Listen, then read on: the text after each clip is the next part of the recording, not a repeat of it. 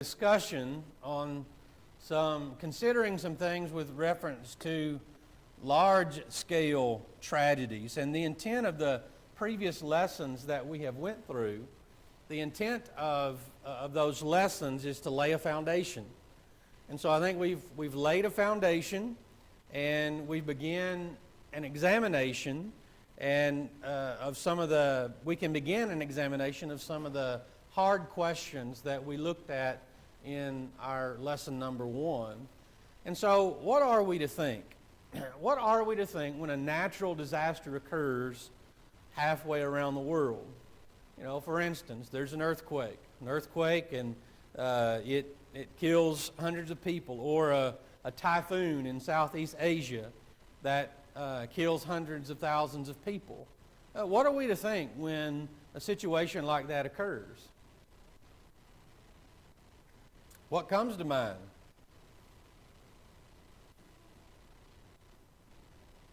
I'm sorry? It's life. Okay, yeah, it happens. Things like that happen. Yeah. All right, it's a natural weather event. Okay. All right, yeah, the thought. Maybe we're getting closer to the end. The Lord's coming soon. Okay. Yes.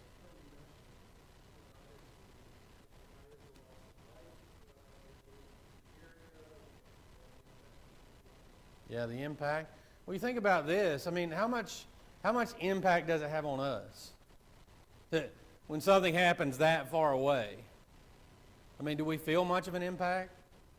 I mean, maybe we feel a little bit of sadness for those people that are having to go through those things, but as far as our life is concerned, there's really little to no impact at all, other than some emotional reaction to the suffering of those people that are across the world.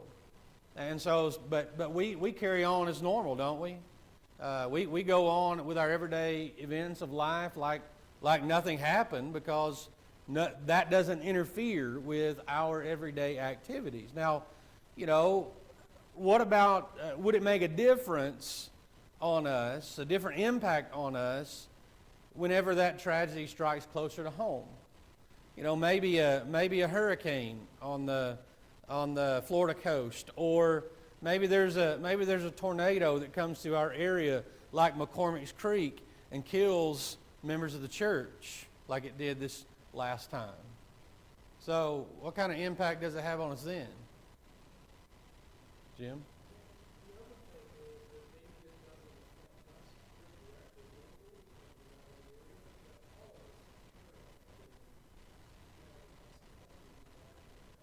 Yeah. Yeah. It's interesting that you mentioned these things. Joyce and I followed the work that Ron Halbrook is doing in the Philippines. Just this last week we received a message from him. In the Philippines, they had a major earthquake. Mm-hmm. It was followed by a typhoon that came through, and another one was headed that way, another typhoon. Yeah. And it was affecting the lives of those Christians over there. More people have been obeying the gospel over there than any place else in the world that I know. Yeah. And many of them, most of them, are living in tents Right. to begin with. Right. Yeah. How do we respond to Yeah. poor people? Yeah, I mean that's the question. I mean, how does it impact us? I mean, what do we think? I mean, what goes through our mind? When the impact is closer to home is when across the world we don't have, there's many layers before we have Right. the knowledge of who it is and what the impact is. When it's closer to home, there could be a one-on-one, only one layer between the effects, whether it's affecting us directly or a family member directly. So it's more on our minds, Yeah. it has more of an impact when Okay. it's close to home. Has more. We give it more thought. It's something that that doesn't just. It's not a passing It's not a passing thought in our mind, but it's in our minds as it is something that has happened closer to home. What if the tragedy is man-made? What if it's man-made, whether it's an accident, say a school bus crash and takes innocent lives, or maybe it's intentional. A masked gunman, kills numerous people, enters a facility and kills numerous people. Now, whether the tragedy is described or natural, whether it's natural or man-made, questions still arise about the role of God in these things. And, we want to know whether it's natural or whether it's man-made. Could he have prevented the tragedy? And if he could have, then why didn't he prevent the tragedy? Why didn't he prevent that typhoon? Why didn't he prevent all of those people over in the Philippines that are obeying the gospel? Why didn't he prevent their misery and their suffering from the weather? And the inclination of so many then is to blame God or to even question the existence of God because of these things that are happening and these things that exist in the world and all the suffering that man is having to endure. And so what we want to look at and what we want to know is how does a Christian respond to the questions that arise not only in their heart, but how do we provide answers to those who don't believe in God and those who do question God and question His existence and question God's goodness. And so these are the questions that we're going to examine as we go through our lesson. But I think the first thing that we need to establish, first thing that we need to look at, is this a scriptural topic? Is it a biblical topic? Before we get deep into it, we need to be sure that we are addressing this based on the Scripture. We need to, as we talked about in our previous lessons, as we laid the foundation, there is a need for us, and we must feel the need and see the need to see what God's Word says and the answers that God's Word gives to the questions of these tragedies that oftentimes happen, whether they're natural, whether they're man-made. And we have to rely upon the answers that God gives us rather than our emotions. When we begin to rely upon our emotions, what tends to happen? We want to know where is God? What is He doing? Why didn't He do something? Why did He let it happen? Why don't He fix it? And so we have to get answers from God's revealed will, or else when we allow our emotions to be our reaction or to be our guide, it oftentimes, as we study with Asaph, it causes our foot to stumble in Psalm 73. And so what we need to see is that this is something, these large-scale tragedies, this is something that is addressed in Scripture. Turn over to Luke chapter 13. Luke chapter 13, the first 5 verses. I need a volunteer to read the first 5 verses of Luke chapter 13. Jim?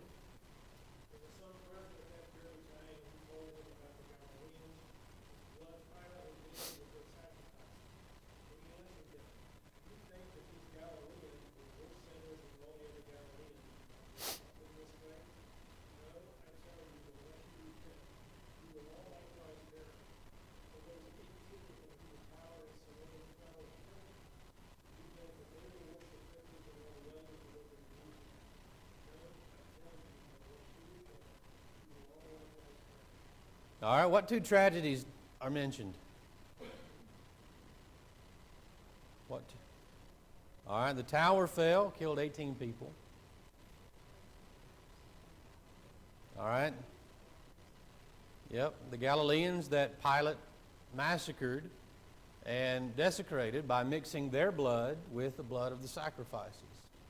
And so these are the 2 tragedies that are large-scale tragedies that are mentioned.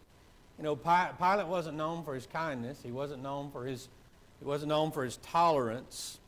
We don't have a specific record of this event in history, but some Galileans had come to offer sacrifices. Pilate ordered the Roman soldiers to go where these Galileans were bringing their sacrifices, and the command to these Roman soldiers was, you slaughter them, you kill them. And to add insult to all of that, their blood is being mixed with the blood of the animals that were to be sacrificed. And so you have a massacre, you have desecration, you have it all in one moment that happens with these Galileans that Pilate murders. And so there's some people that have come to Jesus and they're telling him about this horrible event, and he uses this event to teach some important spiritual truths, and also this tower that falls and kills these 18 people. Now, were these tragedies, were they man-made, or did they occur naturally? Both, right? The tower falling, that was an accident, right? It wasn't man-made. This tragedy that occurred, it was this tower that fell, and there happened to be 18 people that were killed as a result of this tower falling. And then you've got this man-made tragedy because all of these Galileans are killed. They are murdered as they go to offer sacrifice. But and so when you think about it, were these tragedies, were they intentional or were they accidental? Both, right?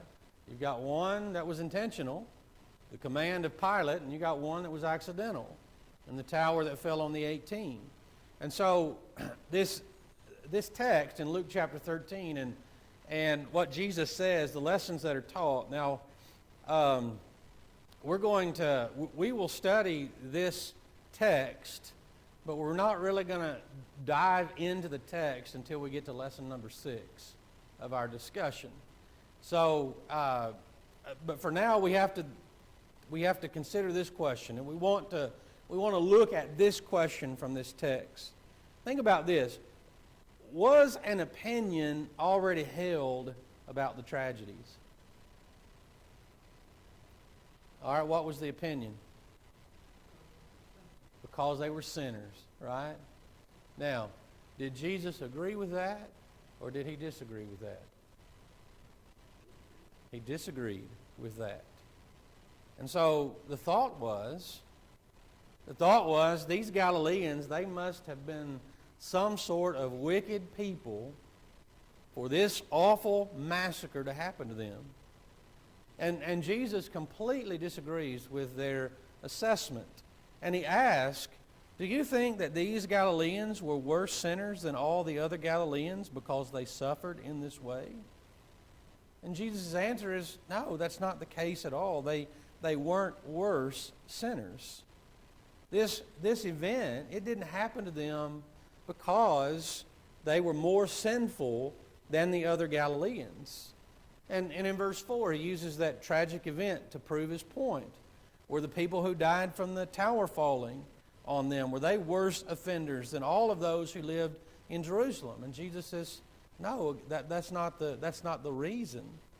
And it was common for the Jews to attribute disasters directly to sins.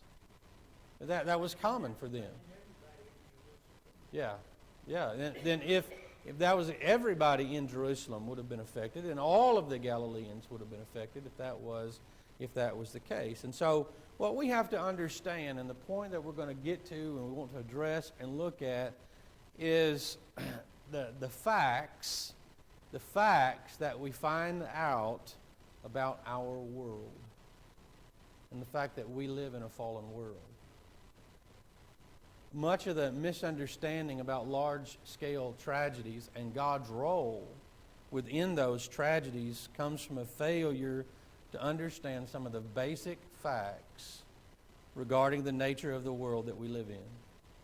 And we live in a fallen world. One that is flawed and one that is not as God designed it to be originally. By a fallen world, we mean one in which man has fallen from the position of a relationship with God that is untainted by sin. And we read about we read about the fall of man. I want to go to Genesis chapter 3.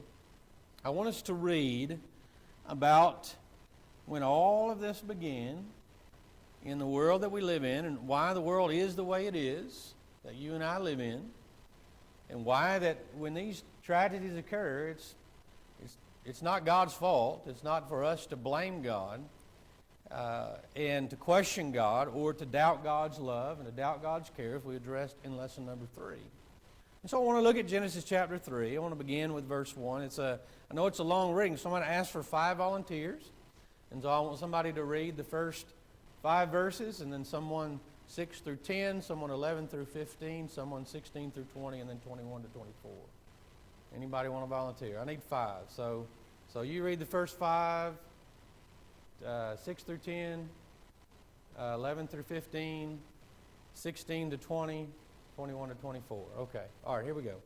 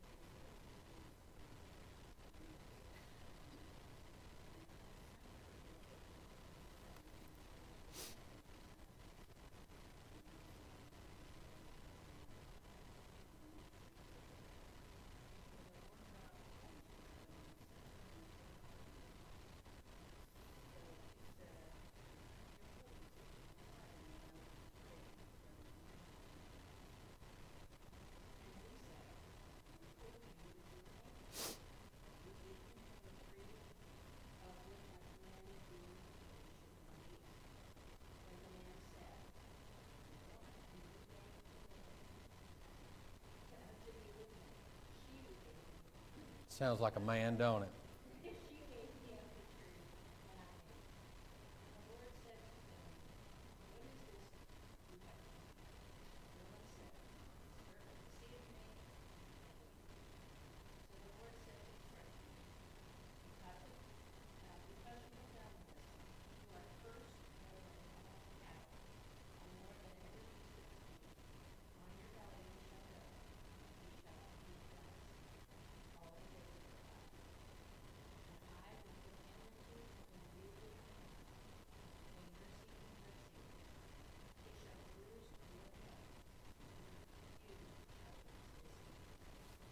Diana?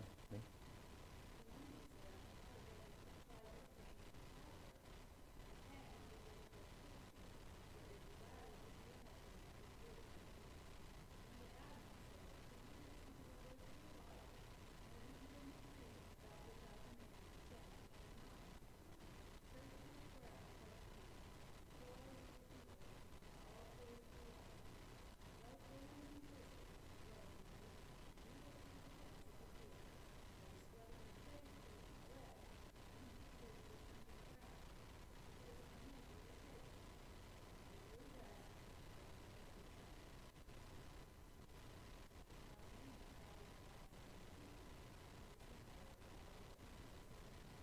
No, she's got 21 and 24. Thank you.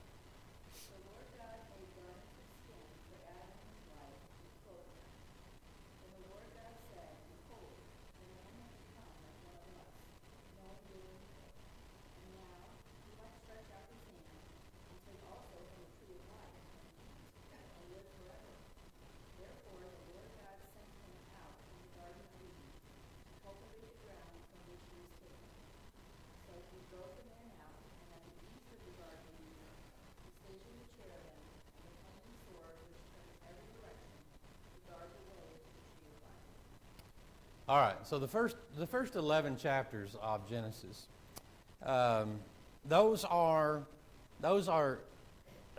God's introduction of himself to the world and an explanation of who we are. And in the first 2 chapters, we see that, it says we're made in the image of God, male and female were created by God, and they were created different, uniquely filling what the other lacked. And so, and we see that marriage was God's solution to mankind's loneliness. And humans, so we learn the fact that humans were created for relationship. A relationship with God and a relationship with others. And chapter 3 is not about Satan. Chapter 3 is not about Satan, the serpent. It's not about his origin. We're not told why the serpent is doing what he's doing. Genesis 3 is about us and why we are the way we are. And so we want to consider the actions of Eve and Adam and the serpent.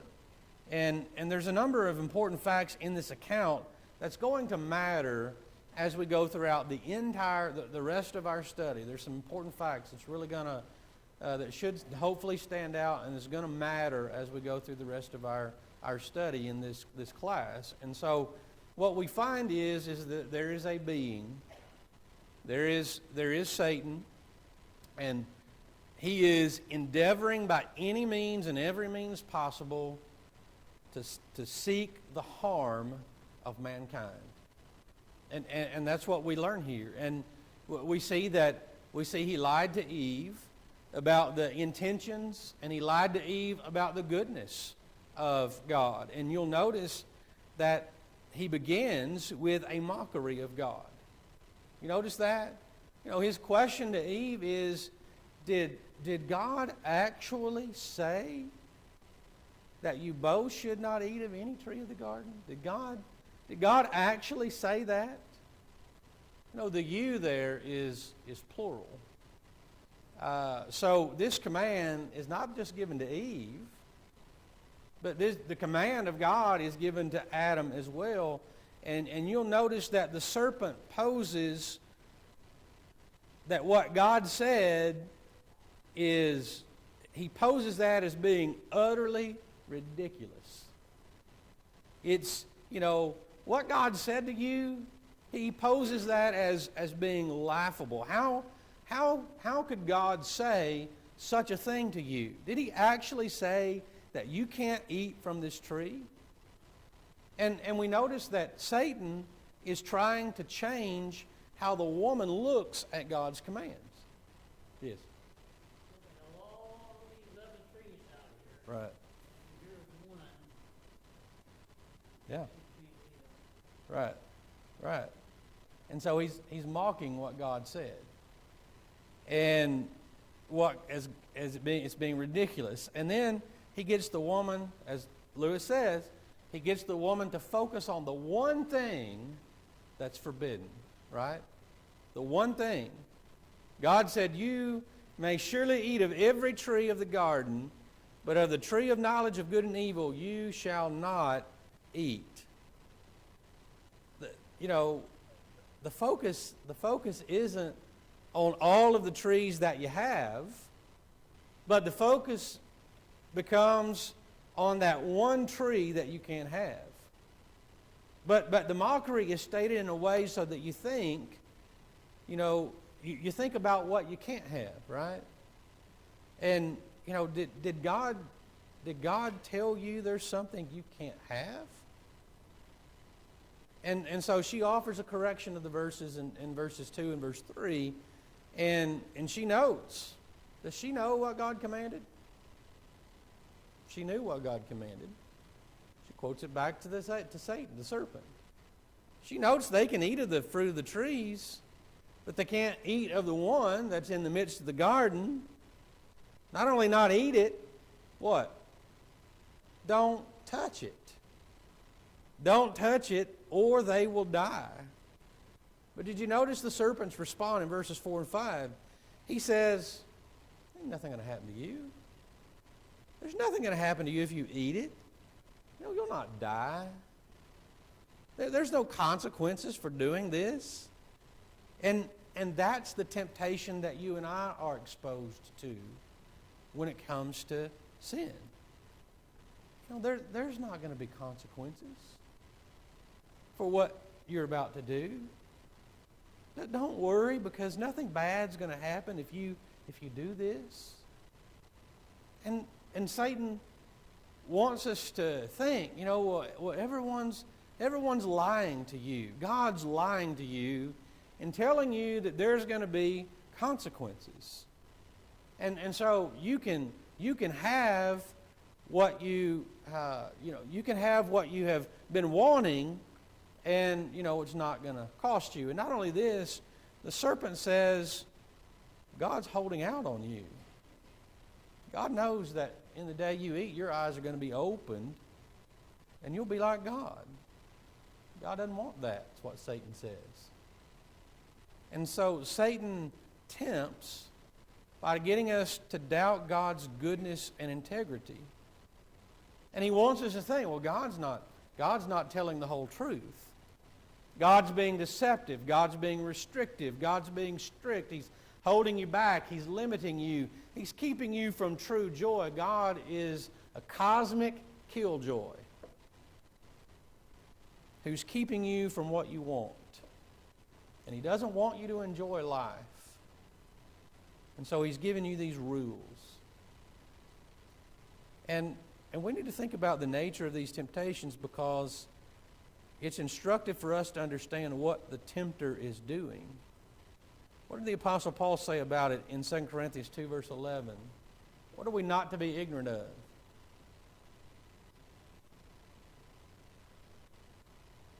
What are we not to be ignorant of? The schemes of Satan. Right, Lewis? Can I make an application of this to us today? Go right ahead. Look at all of the things we can do. Right. Look at all the blessings that we have. Sex before marriage, outside of marriage, Yeah. that's fornication. He said Don't don't do that. do that. Right. Right. That's sin. That's not an option. Right. That's it. Right. It costs you your soul. You go to hell for that. Right. But what does Satan get us to think? It's all right. There's not going to be any consequences for this. I can have what I want. It's going to be satisfying and fulfilling. And so off we go into following and giving into the temptation that Satan has presented. Our adversary, you think about it, and what 1 John 5 or 1 John 2, 15 through 17 tells us about the schemes of Satan. What three things does he use in his temptations of us? Lust of the flesh, lust of the eyes, and the pride of life. That's exactly what he used on Eve. His tactics hasn't changed. Why would they change? They work. And so we can't be ignorant regarding his schemes. And he keeps using the same tools because they work on us, as we see that they worked in Genesis chapter 3. Yes.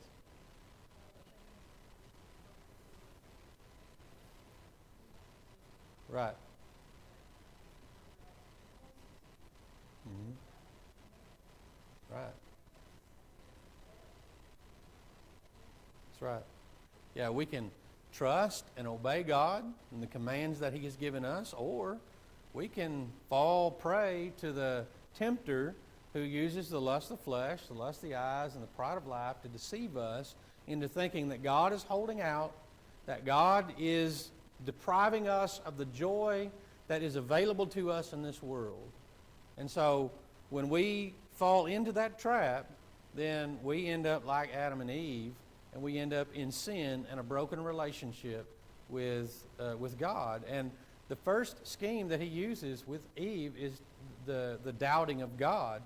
And, the fact that, God's being unfair to you. God's being ridiculous in His command. God is holding out. He's being deceptive in what He says. And Satan is wanting, the serpent is saying to Eve, you can't believe everything God says. And, you know, every temptation that comes to us is telling us we're missing out. We're missing out. And the second scheme is that your sin will make you free. You know, you'll have freedom. You can call the shots. And you see that Satan, you see what Satan is subtly offering, and that he is subtly offering this to Eve. When you eat, you'll be free. You'll be free from the shackles that God has placed you under. When you eat, you're going to be like who? You're going to be like God. You know, knowing good and evil. You'll be able to determine right from wrong. You'll be sovereign over your own life.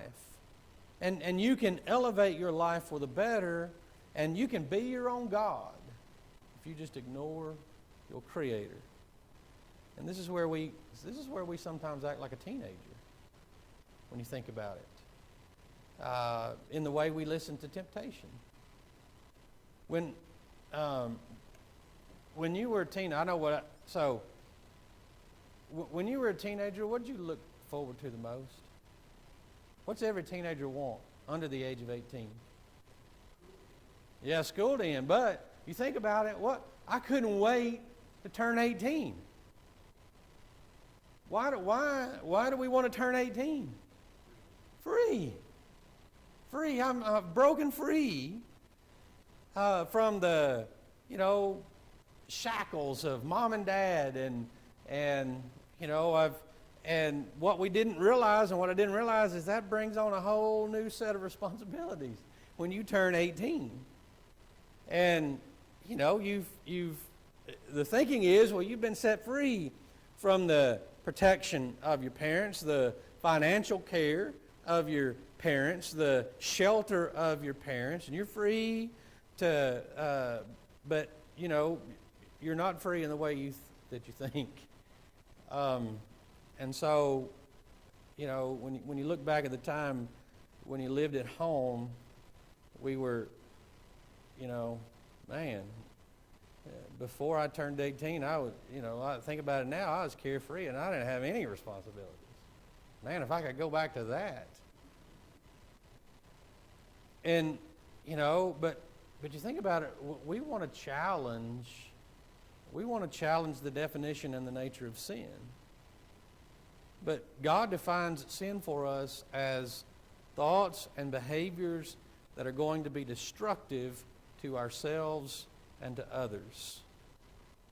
And now we, in our wisdom, we want to tell God what's destructive, but we don't have the wisdom to do that. Jim?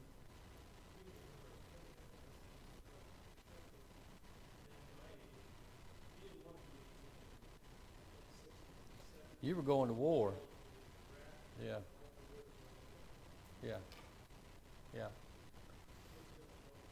No. And that's just it. That's my next point. As teenagers, we don't know the outcome, do we? We don't fully understand and see what's ahead. And that's the problem for Eve. She was told the outcome, but she didn't understand it. And so what she does is she rejects what she was told. And we do the same thing. Since we can't comprehend the outcome, we deny the existence of the outcome. And we can't see how our actions are destructive. And so we think God is lying to us. And it's like God telling us, you know, don't walk in front of a speeding car. It's like God saying that. Don't walk in front of a speeding car. And as a teenager, what do? We look back and we say, well, I'm free to do whatever I want to do. And you know, we react by saying, well, don't tell me what to do. And so what we fail to see is that what we think is freedom is actually death. And you know, in reality, God is keeping us from disaster. And God is keeping us from death. And that's why God tells us what He does. Just as the rules of our parents, as parents to their children, is out of love and for their good, that's the way God rules. God rules out of love, and He does it for our good. But Satan says, you can be free, but He doesn't show us the consequences. Or, for the supposed freedom that we think we're going to have. And so we believe that we'll be free in our sin, not seeing that actually we're enslaving ourselves and destroying ourselves and others. God's laws are not arbitrary, but they're for our good and for our protection. So this temptation is put before Eve. And the temptation is that sin is good, God is evil. So she looked at the tree, and she saw it was good for food. And, so the fruit, whatever it was, how often is it portrayed? The fruit. Yeah, apple. Well, I don't know what it was. It was some kind of fruit. It was the fruit of knowledge of good and evil. And so she looked at that and saw that it was good for food. And it was delight to her eyes. And not only this, the thought was, the fruit's going to make me wise. And so there were a number of appealing attributes of temptation, which is also the way temptation functions. Sin looks good, sounds like it'll be fulfilling and satisfying, and it'll show how smart I am. You ever noticed that there's no temptation that appeals to us by looking bad, or sounding terrible, or sounding unsatisfying and showing us how ignorant we are? That's not how temptation presents itself. If it did, would we be tempted? We wouldn't be tempted if that's what it looked like to us. But every temptation appeals to our flesh. And it appeals to our flesh that it's going to be enjoyable. And not only is it going to be enjoyable, it's going to be fulfilling. It's going to satisfy what we're looking for. And finally, we'll be so smart because we'll finally have obtained what we have been looking for in life. And so we think about temptation hits all of those marks. And she eats of the tree, the forbidden tree. And we're told something that maybe we didn't know. Maybe we didn't know as we've read this account before. But what does verse 6 tell us? Who was with her? Her husband. He was with her. That he's standing there. And she gives the fruit to him. And he eats it. And so he's standing there. He knows the command of God. He knows what God said. He's hearing what Satan is saying. And he's not intervening. He isn't stopping what's going on. He doesn't say to her, say no to her, but rather he follows her leadership. And I think that's important to see because the Scriptures later on will rely on this understanding regarding the relationship and the dynamics between men and women today. This event is going to change the nature of human relationships because of what she did and what he did. And verse 7 shows that the results wasn't what they thought it was going to be, was it? Their eyes were open, right? Was it for good? But it wasn't for the good. They knew they were naked. They covered themselves. And so what does sin bring? Sin brings shame, and sin creates a barrier with God. And this is the nature of sin. And the results that you think that you will enjoy from sin will not be what you have imagined. It'll not be what you thought. It'll not satisfy like you thought. It'll not give you what you thought it would. And so when you think about it, the reason that life is a mess, it's because of our own sins. You think about our life's problems, suffering, the difficulties, the issues that come from our own sinful behaviors and the sinful behaviors of others. Not all just Eve. Wasn't just Eve. It was both of them. Right. I want you to imagine, what would life look like if every person in the world just did what God said to do? What do you think life would look like? If everybody loved others like God loved us?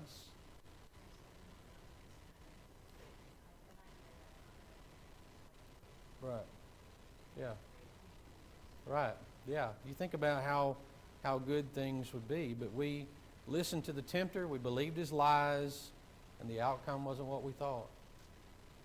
And if we don't think that God is operating for our good, then we're never going to do what he says. And, if we don't believe that God is operating for our good, we're never going to believe in the things that he's promised. And so we've got to believe that God is operating for our good. And so we'll pick up with this at this point in our discussion of Lesson 4 next week.